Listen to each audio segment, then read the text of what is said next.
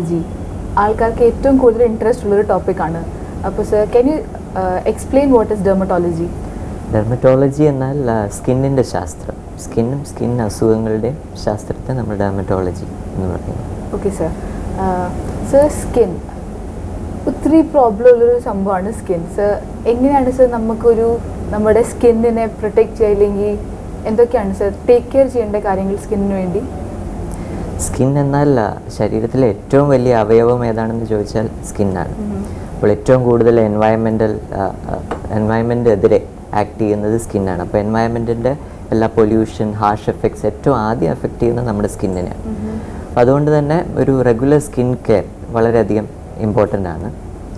കാരണം നമ്മൾ മറ്റുള്ളവരെ മീറ്റ് ചെയ്യുമ്പോൾ ആദ്യം അവർ കാണുന്നത് നമ്മുടെ സ്കിന്നാണ്. അപ്പോൾ സ്കിൻ നന്നായിട്ടിരുന്നു കഴിഞ്ഞാൽ ഫസ്റ്റ് ഇംപ്രഷൻ മെയ്ഡ് എന്ന് പറയും. അപ്പോൾ പല ത്വക്ക് രോഗങ്ങൾ ഉണ്ടാകുമ്പോൾ ഉടനെ തന്നെ അത് ചികിത്സിക്കുക വളരെ ഇമ്പോർട്ടൻ്റ് ആണ്. റെഗുലർ സ്കിൻ കെയർ വളരെ ഇമ്പോർട്ടൻ്റ് ആണ്. റെഗുലർ സ്കിൻ കെയറിൻ്റെ ഭാഗമായിട്ട് എന്തൊക്കെ ചെയ്യണമെന്ന് പറയുകയാണെങ്കിൽ ക്ലെൻസിങ്, സൺസ്ക്രീൻ, മോയ്സ്ചറൈസർ, ഇത് വളരെ ഇമ്പോർട്ടൻ്റ് ആണ്. റെഗുലറായിട്ട് സ്കിൻ ക്ലെൻസ് ചെയ്യുക, നല്ല ചെളി, ഇമ്പ്യൂരിറ്റീസ്, എണ്ണമയം എല്ലാം ക്ലീൻ ചെയ്യുക. അതിനൊരു മുഖത്തിൻ്റെ സ്കിന്നാണെങ്കിൽ ഒരു ഫേസ് വാഷ് റെഗുലറായിട്ട് ഉപയോഗിക്കുക. ക്ലെൻസ് ചെയ്തതിന് ശേഷം ഒരു മോയ്സ്ചറൈസർ റെഗുലറായിട്ട് ഉപയോഗിക്കുക. അത് ഞാൻ റെക്കമെൻഡ് ചെയ്യും ആസ് എ ഡെർമറ്റോളജിസ്റ്റ്. പിന്നെ പുറത്തേക്ക് പോകുന്നതിന് മുമ്പ് ഒരു സൺസ്ക്രീൻ റെഗുലറായിട്ട് ഉപയോഗിക്കുകയാണെങ്കിൽ വെയിൽ കൊണ്ടുണ്ടാകുന്ന എല്ലാ പാർശ്വ ഫലങ്ങളും, അതായത് tanning, pigmentation, wrinkles, pores, fine lines, ഇതുപോലത്തെ എല്ലാ പ്രോബ്ലംസും നമുക്ക് in the long run prevent ചെയ്യാൻ പറ്റും റെഗുലർ സ്കിൻ കെയർ കൊണ്ട്. പിന്നെ ഹൈഡ്രേഷൻ വളരെയധികം ഇമ്പോർട്ടൻ്റ് ആണ്. അപ്പോൾ ധാരാളം വെള്ളം കുടിക്കുന്നത് സ്കിന്നിൻ്റെ ആരോഗ്യത്തിന് വളരെ അത്യാവശ്യമാണ്. പിന്നെ വളരെ ബാലൻസ്ഡ് ഡയറ്റ് സ്കിന്നിന് വളരെ അത്യാവശ്യമാണ്. വൈറ്റമിൻസ്, എസ്പെഷ്യലി വൈറ്റമിൻസ് അടങ്ങുന്ന പച്ചക്കറികൾ, ഫ്രൂട്ട്സ്, ഇതെല്ലാം സ്കിന്നിന് വളരെയധികം ഗുണം ചെയ്യും. ഓക്കെ സർ, ഏതൊക്കെ സ്കിൻ ടൈപ്പ് ഉണ്ട് ആൾക്കാർക്ക്? ആൻഡ് ദെൻ ആ സ്കിൻ ടൈപ്പിൻ്റെ എന്തൊക്കെ യൂസസ് ഉണ്ട്? സ്കിൻ ടൈപ്സിനെ പറ്റി ചോദിക്കുകയാണെങ്കിൽ നമുക്ക് ഫിറ്റ്സ്പാട്രിക് സ്കിൻ ടൈപ്സ് ഉണ്ട്. അത് നിറം അനുസരിച്ചും പിന്നെ വെയിലിനോട് എങ്ങനെ സ്കിൻ റെസ്പോണ്ട് ചെയ്യുന്നു അനുസരിച്ചിരിക്കും. അതായത് നമ്മുടെ യൂറോപ്യൻ രാജ്യങ്ങളിലെ കൊക്കേഷ്യൻസ്, വൈറ്റ് സ്കിൻ പീപ്പിൾ, അവർ പെട്ടെന്ന് പൊള്ളുന്ന സ്കിൻ ടൈപ്പ് ഉള്ളവരാണ്, വളരെ ഫെയർ സ്കിൻ ടൈപ്സ് ആണ്. ആഫ്രിക്കയിലുള്ളവരുടെ സ്കിന്നാണെങ്കിൽ വളരെയധികം ഡാർക്ക് സ്കിന്നാണ്, അവർ ടാൻ ചെയ്യും, അവർ പൊള്ളുന്നത് കുറവാണ്. അപ്പം മറ്റുള്ള എല്ലാ സ്കിൻ ടൈപ്സ് ഇതിൻ്റെ ഇടയിൽ വരും. പിന്നെ വേറെ ഒരു സ്കിൻ ടൈപ്സ് ആയിട്ട് പറയുകയാണെങ്കിൽ, ഫേസിലെ സ്കിൻ ടൈപ്സിനെ പറ്റി പറയുകയാണെങ്കിൽ നമ്മൾ റെഗുലർ അല്ലെങ്കിൽ നോർമൽ സ്കിൻ ടൈപ്പ് പറയും, പിന്നെ ഒരു ഓയിലി സ്കിൻ ടൈപ്സ് പറയും, പിന്നെ സെൻസിറ്റീവ് സ്കിൻ ടൈപ്പ്. സെൻസിറ്റീവ് എന്ന് പറഞ്ഞാൽ പല പ്രോഡക്ട്സ് ഉപയോഗിക്കുമ്പോൾ പെട്ടെന്ന് റിയാക്ഷൻ, അലർജി ഉണ്ടാകുന്ന സ്കിൻ ടൈപ്പ്. പിന്നെ even combination skin types. Combination skin type എന്ന് പറഞ്ഞാൽ ചില ഏരിയയിൽ സ്കിന്ന് വളരെ ഓയിലി ആയിരിക്കും, എസ്പെഷ്യലി ഇത് ടീ സോണിൽ സ്കിന്ന് വളരെ ഓയിലി ആയിരിക്കും, പക്ഷേ സൈഡിൽ ചിലപ്പോൾ ഡ്രൈ ആയിരിക്കും. അങ്ങനത്തെ സ്കിൻ ടൈപ്സിന് നമ്മൾ കോമ്പിനേഷൻ സ്കിൻ ടൈപ്സ്. ഇതിൻ്റെ പ്രാധാന്യം നമ്മൾ പ്രോഡക്ട്സ് സെലക്ട് ചെയ്യുമ്പോൾ, കോസ്മെറ്റിക് പ്രോഡക്ട്സ് അല്ലെങ്കിൽ regular skin care products select ചെയ്യുമ്പോൾ ഇതിന് പ്രാധാന്യമുണ്ട്. അപ്പോൾ അതനുസരിച്ചുള്ള പ്രോഡക്ട്സ് വേണം നമ്മൾ സെലക്ട് ചെയ്യാൻ. ഡ്രൈ സ്കിന്നുള്ളവർക്ക് അല്ലെങ്കിൽ നോർമൽ സ്കിന്നുള്ളവർക്ക് അല്ലെങ്കിൽ ഓയിലി സ്കിൻ അല്ലെങ്കിൽ സെൻസിറ്റീവ് സ്കിന്നുള്ളവർക്ക് സെപ്പറേറ്റ് പ്രോഡക്ട്സ് ആവശ്യമായിട്ട് വരും. ഓക്കെ സർ, ഈ സൺസ്ക്രീൻസ് യൂസ് ചെയ്യുന്നത് സർ ഞങ്ങൾ പുറത്ത് പോകുമ്പോൾ മാത്രം ഉപയോഗിക്കുകയാണെങ്കിൽ നല്ലതാണ്? മീൻസ് ലൈക്ക് ഇപ്പം സണ്ണി ഡേ ആണെങ്കിൽ സണ്ണി ഡേയിൽ മാത്രം നമുക്ക് സൺസ്ക്രീൻ യൂസ് ചെയ്യണോ? ശരിക്കും പറയുകയാണെങ്കിൽ സൺസ്ക്രീൻ ഒരു റെഗുലർ സ്കിൻ കെയർ റൂട്ടീൻ്റെ ഭാഗമായിരിക്കും. പുറത്ത് പോയാലും ഇല്ലെങ്കിലും എല്ലാ ദിവസവും രാവിലെ മുഖം കഴുകി കഴിഞ്ഞിട്ട് അല്ലെങ്കിൽ കുളിച്ച് കഴിഞ്ഞിട്ട് ഒരു സൺസ്ക്രീൻ, മോയ്സ്ചറൈസർ പുരട്ടിയതിന് ശേഷം ഒരു സൺസ്ക്രീൻ പുരട്ടുന്നത് വളരെ നല്ലതാണ്. പുറത്ത് പോയാലും ഇല്ലെങ്കിലും അതൊരു സ്കിൻ കെയർ റൂട്ടീൻ്റെ ഭാഗമാക്കിയാൽ നമുക്ക് ഭാവിയിലെ ഫോട്ടോ ഏജിങ്, പോഴ്സ് എല്ലാം നമുക്ക് ടാനിങ്, പിഗ്മെൻറ്റേഷൻ എല്ലാം പ്രിവെൻറ്റ് ചെയ്യാവുന്നതാണ്. അപ്പോൾ ഇപ്പോഴത്തെ ലേറ്റസ്റ്റ് ഗൈഡ് ലൈൻസ് പ്രകാരം ഈവൻ 6 മാസം പ്രായമുള്ള കുട്ടി മുതൽ നമുക്ക് സൺസ്ക്രീൻ ഉപയോഗിക്കാമെന്നാണ് പറഞ്ഞു വരുന്നത്. പക്ഷേ പിള്ളേർക്ക് ഉപയോഗിക്കുന്ന സൺസ്ക്രീൻ ഫിസിക്കൽ സൺസ്ക്രീൻ ആയിരിക്കും, മുതിർന്നവർക്ക് കെമിക്കൽ സൺസ്ക്രീൻ. ഫിസിക്കൽ സൺസ്ക്രീൻ എന്ന് പറഞ്ഞാൽ മെയിൻലി അത് സൺലൈറ്റിനെ റിഫ്ലക്റ്റ് ചെയ്യുക, അതായത് സിങ്ക് ഓക്സൈഡ്, ടൈറ്റാനിയം ഓക്സൈഡ് പോലത്തെ പ്രോഡക്ട്സാണ് ഫിസിക്കൽ സൺസ്ക്രീൻ. ഇപ്പോൾ സ്പോർട്സ്, ഇപ്പോൾ ക്രിക്കറ്റ് കളിക്കുന്ന വിരാട് കോഹ്ലി അല്ലെങ്കിൽ മറ്റുള്ളവരെല്ലാവരും നോക്കുമ്പോൾ മുഖത്ത് നല്ലൊരു വെളുത്ത ഒരു ക്രീം അവർ തേക്കുന്നത് കാണാം. ഓസ്ട്രേലിയയിൽ ടൂറിലൊക്കെ പോകുമ്പോൾ എല്ലാവരുടെയും മുഖത്ത് വൈറ്റ്, അതൊരു ഫിസിക്കൽ സൺസ്ക്രീനാണ്. അത് സൺലൈറ്റിനെ റിഫ്ലക്റ്റ് ചെയ്യാൻ. പക്ഷെ മറ്റുള്ള അതായത് എപ്പോഴും വെയിലത്തല്ലാത്ത സന്ദർഭങ്ങളിൽ അല്ലെങ്കിൽ ഒരു കളിക്കാരനല്ലാത്ത സന്ദർഭം അല്ലെങ്കിൽ മുതിർന്ന ആൾക്കാർക്ക് കെമിക്കൽ സൺസ്ക്രീൻ മതിയാവും. കെമിക്കൽ സൺസ്ക്രീൻ റിഫ്ലക്റ്റ് ചെയ്യുക മാത്രമല്ല വെയിലിനെ അബ്സോർബ് ചെയ്ത് കെമിക്കൽ റിയാക്ഷൻസ് കൊണ്ട് പ്രൊട്ടക്റ്റ് ചെയ്യും. കെമിക്കൽ സൺസ്ക്രീൻ്റെ ഗുണം എന്താണെന്ന് വെച്ചാൽ ഫിസിക്കൽ സൺസ്ക്രീൻ റിഫ്ലക്റ്റ് ചെയ്യുന്നതായതുകൊണ്ട് ചിലപ്പോൾ ഇച്ചിരി വെളുത്ത് നിൽക്കും. അതുകൊണ്ടാണ് സ്പോർട്സ്മെൻ സൺസ്ക്രീൻ ഉപയോഗിക്കുമ്പോൾ വെളുത്തിരിക്കുന്നത് നമുക്ക് കാണാൻ പറ്റും. പക്ഷേ എല്ലാ ദിവസവും നമ്മൾ പുറത്തേക്ക് പോകുമ്പോൾ അതുപോലെ ഒരു വെളുത്ത കോസ്മെറ്റിക് അപ്പീലിംഗ് ഇല്ലാത്ത ഒരു സൺസ്ക്രീൻ ഉപയോഗിക്കുന്ന ബുദ്ധിമുട്ടാണ്. അങ്ങനെയുള്ള സന്ദർഭങ്ങളിൽ കെമിക്കൽ സൺസ്ക്രീൻ ഉപയോഗിച്ചാൽ നമ്മൾ തേച്ചതായിട്ട് അറിയത്തുപോലുമില്ല, നല്ല കോസ്മെറ്റിക് അപ്പീൽ ഉണ്ടാകും. അതിനോടൊപ്പം തന്നെ സണ്ണിൻ്റെ പാർശ്വഫലങ്ങളിൽ നിന്ന് നമ്മളെ രക്ഷിക്കുകയും ചെയ്യും. ഓക്കെ സാർ, ഇപ്പം സാർ പറഞ്ഞ പോലെ കെമിക്കൽ സൺസ്ക്രീൻ, അപ്പോൾ സാർ കെമിക്കൽ ബോഡിയിൽ റിയാക്ട് ഒന്നും ചെയ്യില്ല, like it won't harm our skin? അത് പേരിൽ കെമിക്കൽ സൺസ്ക്രീൻ എന്ന് പറയുന്നതേ ഉള്ളൂ. ഈ പ്രോഡക്ട്സ് എല്ലാം FDA അപ്രൂവ്ഡ് പല ടെസ്റ്റുകളും എല്ലാം കഴിഞ്ഞിട്ട് പുറത്തു വരുന്നതാണ്. FDA അപ്രൂവൽ അല്ലാത്ത സൺസ്ക്രീനുകൾ വളരെ ചുരുക്കമാണ്. അങ്ങനത്തെ സൺസ്ക്രീനുകൾ നമ്മൾ എഴുതാറുമില്ല.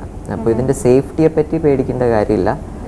ഉപയോഗിക്കുന്നത് കൊണ്ടുള്ള ഗുണങ്ങളാണ് ഉപയോഗിക്കാതിരിക്കുന്നത് കൊണ്ടുള്ള ദോഷങ്ങളെക്കാട്ടും എപ്പോഴും മുകളിൽ നിൽക്കുന്നത്. അതുകൊണ്ട് സൺസ്ക്രീൻ ഞാൻ റെക്കമെൻഡ് ചെയ്യുന്നു എല്ലാവർക്കും റെഗുലർ യൂസ്.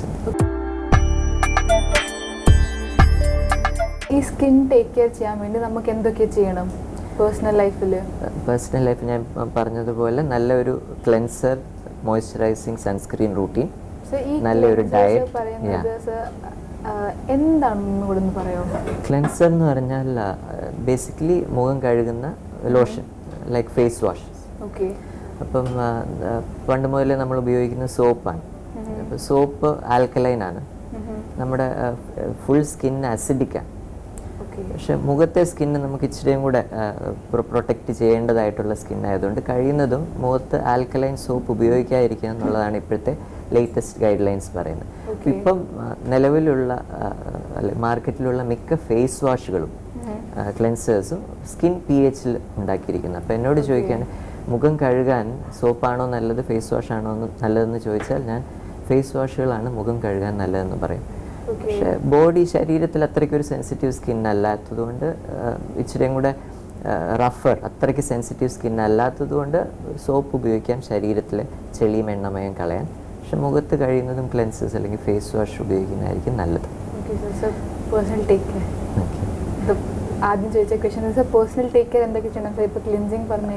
ഞാൻ ക്ലെൻസിങ് ടോണർ ഉപയോഗിക്കാം. ടോണറിൻ്റെ ഗുണം എന്താണെന്ന് വെച്ചാൽ പ്രായം കൂടുന്തോറും നമ്മുടെ എണ്ണഗ്രന്ഥികളുടെ ഓപ്പണിങ്, അതിനെ പോഴ്സ് എന്ന് പറയുന്നത്. അപ്പം പ്രായം കൂടുന്തോറും നമ്മുടെ സ്കിന്നിൻ്റെ എലാസ്റ്റിസിറ്റി, ഇലാസ്റ്റിൻ, കൊളാജനൊക്കെ കുറയുമ്പോൾ ആ പോഴ്സ് വളരെ എടുത്ത് കാണും.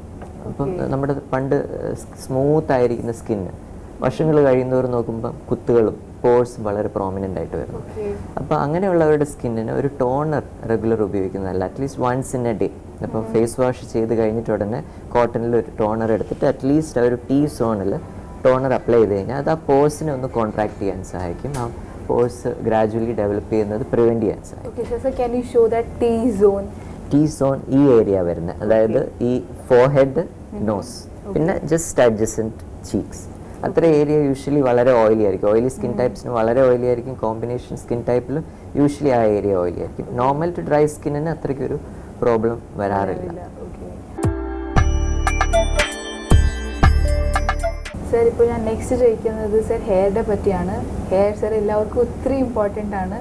ലൈക്ക് ആൾക്കാർ ഇതിനു വേണ്ടി എന്താണെങ്കിലും ചെയ്യാൻ റെഡിയാണ്. ഇപ്പം കുറേ ഓയിൽമെൻറ്റ്സ് ഇറങ്ങിയിട്ടുണ്ട്, ദെൻ കുറേ ട്രീറ്റ്മെൻറ്റും ഉണ്ട്, സ്റ്റിൽ റിസൾട്ട്സ് വരുന്നില്ല. അപ്പോൾ സാറുടെ ഒരു തോട്ട് പ്രോസസ്സ് ഒന്ന് പറയാമോ സാർ അബൌട്ട് ഹെയർ? ഹെയർ എന്ന് പറഞ്ഞാൽ ഹെയർ ഏറ്റവും കൂടുതൽ എൻ്റെ അടുത്ത് പേഷ്യൻസ് വരുന്നത് മുടി കൊഴിച്ചിലായിട്ടാണ്. മുടി കൊഴിച്ചിൽ ഇപ്പോൾ ഈ ആധുനിക ലോകത്ത് വളരെയധികം പേഷ്യൻസിന് വളരെയധികം ബുദ്ധിമുട്ടുണ്ടാക്കുന്ന ഒരു കണ്ടീഷനാണ് ഹെയർ ഫോൾ. അപ്പോൾ ഹെയർ ഫോൾ എന്ന് പറഞ്ഞാൽ ഒരു ഒറ്റ കണ്ടീഷൻ അല്ല. ആക്ച്വലി ഹെയർ ഫോളിന് പല കാരണങ്ങളുണ്ട്.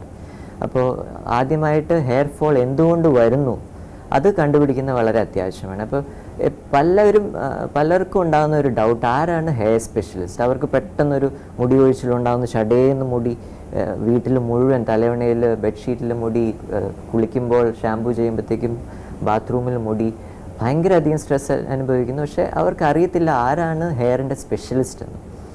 ഹെയറിൻ്റെ സ്പെഷ്യലിസ്റ്റ് ഡെർമറ്റോളജിസ്റ്റാണ്, അല്ലെങ്കിൽ ത്വക്ക് രോഗ വിദഗ്ധനാണ് ഹെയറിൻ്റെ സ്പെഷ്യലിസ്റ്റ്.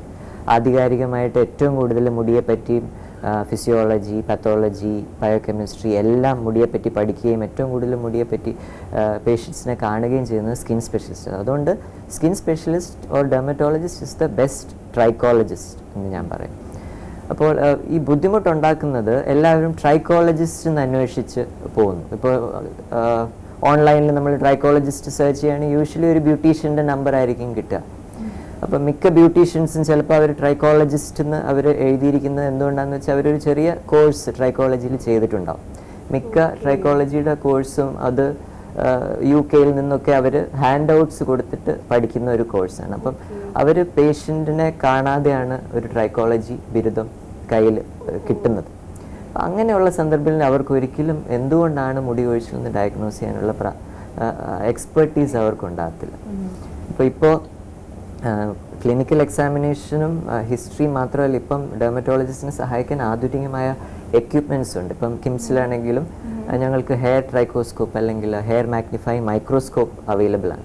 അപ്പോൾ ഹെയർ മാഗ്നിഫൈങ് മൈക്രോസ്കോപ്പിൽ നമുക്ക് ആക്ച്വലി തലയോട്ടി മുടി മാഗ്നിഫിക്കേഷനിൽ കാണാൻ പറ്റും. കമ്പ്യൂട്ടറിൽ പേഷ്യൻസിന് തന്നെ അത് കാണാൻ പറ്റും. അപ്പോൾ അവർക്കുണ്ടാകുന്ന പ്രോബ്ലം അവരെ ധരിപ്പിക്കാൻ വേണ്ടിയിട്ട് ഡോക്ടേഴ്സിന് വളരെ എളുപ്പമായിരിക്കും, ഡയഗ്നോസിസും വളരെ എളുപ്പമായിരിക്കും. അപ്പോൾ ഈ മുടി കൊഴിച്ചിലിൻ്റെ പ്രോബ്ലമായിട്ട് അങ്ങോട്ടും ഇങ്ങോട്ടും ഓടുന്നവരോട് എല്ലാവരും എനിക്ക് പറയാനുള്ളത്, ഒരു നല്ല ഡെർമറ്റോളജിസ്റ്റിനെ ഉടനെ തന്നെ വന്ന് കാണുക.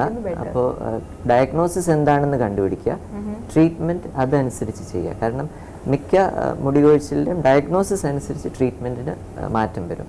ഒരു ഒറ്റമൂലി എല്ലാ മുടി കൊഴിച്ചിലിനും ഇല്ല. അപ്പോൾ എന്താണ് അസുഖം എന്ന് കണ്ടുപിടിക്കുന്നത് വളരെ വളരെ ഇമ്പോർട്ടൻ്റ്. സാർ ഇപ്പോൾ സാർ പറഞ്ഞ പോലെ ഒറ്റമൂലി ഇല്ല. അപ്പോൾ സാർ എന്തൊക്കെയാണ് ഈ ഹെയർ അല്ലെങ്കിൽ ഹെയർ ഫോൾ അല്ലെങ്കിൽ ഹെയർ ഫേസ് ചെയ്യുന്ന ഒരു പ്രോബ്ലംസ്? ഹെയർ ഫോളിന് ഇപ്പം പല ടൈപ്സ് ഓഫ് ഹെയർ ഫോൾ ആയിട്ട് ആൾക്കാർ വരാറുണ്ട്. ഇപ്പോൾ ഞാൻ പറഞ്ഞ പോലെ എന്തെങ്കിലും ഒരു ഇപ്പം ഈ അടുത്ത് ഇന്നലെ ഒരു പേഷ്യൻ്റ് വന്നിരുന്നു. അവർ പ്രഗ്നൻസി കഴിഞ്ഞ് ഡെലിവറി 3 മാസം മുമ്പാണ് കഴിഞ്ഞത്.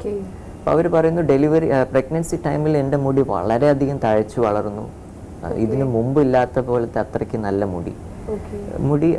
ഡെലിവറി കഴിഞ്ഞിട്ട് ഒരു കുഴപ്പമില്ലായിരുന്നു. 3 മാസം കഴിഞ്ഞപ്പോൾ നോക്കുമ്പോൾ ഷഡേ എന്ന് തലയിലെ മുടി എല്ലാം കൊഴിഞ്ഞു വീഴും. അപ്പം അത് ഭീമാകാരമായിട്ടാണ് കൊഴിയുന്നത്. അതായത് ഒരു ദിവസം ഒരു 100, 150, 200 മുടിയോളം ചീകുമ്പോൾ ഇങ്ങനെ പറഞ്ഞു വരും. അത് സൈക്കോളജിക്കലി വളരെയധികം എഫക്റ്റ് ചെയ്യും. അപ്പം അത് ഭയങ്കര പേടിയുണ്ടാക്കും. അപ്പം ഇതിൻ്റെ കാരണം ആക്ച്വലി വളരെ സിമ്പിളാണ്. കാരണം ഡെലിവറി അല്ലെങ്കിൽ പ്രഗ്നൻസി കഴിഞ്ഞിട്ട് ഡെലിവറി എന്ന് പറഞ്ഞാൽ ഒരു സ്ട്രെസ്ഫുൾ പീരീഡാണ്. യൂഷ്വലി ആ സ്ട്രെസ്ഫുൾ പീരീഡിൽ കുറേ മുടി ഒരു റെസ്റ്റിംഗ് ഫേസ്, ടീലോജനൽ എന്ന് പറയുന്ന ഫേസിലേക്ക് പോവുകയും 3 മാസം കഴിയുമ്പോൾ അത് ചടയെന്ന് കൊഴിയുകയും ചെയ്യും. ഇത് നോർമലാണ്.